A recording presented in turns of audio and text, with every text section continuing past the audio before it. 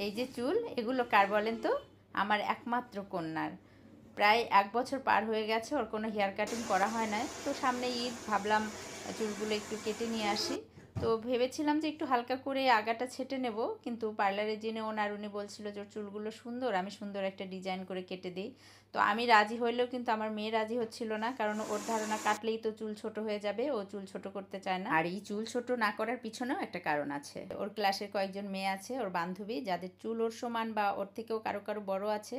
তো ওর ধারণা ও যদি এখন কেটে ফেলে তাহলে ওদেরগুলো আরও বেশি বড় হয়ে যাবে আর ওরটা ছোট থাকবে, এই আর কি। তো যাই হোক, বুঝিয়ে শুনিয়ে রাজি করিয়েছি। তো কাটার সময় আমার শ্যুট করার কথা মনে ছিল না, কারণ ওকে একটু নিয়ে ব্যস্ত ছিলাম। তো পরে যখন সেটিং করে দিচ্ছিল, তো ভাবলাম একটু শ্যুট করে নেই, আপনাদের সঙ্গে শেয়ার করব। আর ওকে খুশি করার জন্যই কিন্তু এভাবে সেটিং করে দেওয়া হচ্ছিল, যাতে ওর পছন্দ হয় আর ও খুশি হয়ে যায়। তো আমার কাছে তো খুব ভালো লেগেছে, মানে ওর মুখের সঙ্গে কাটটা মানানসই হয়েছে। আপনাদের কাছে কেমন লাগলো জানাবেন।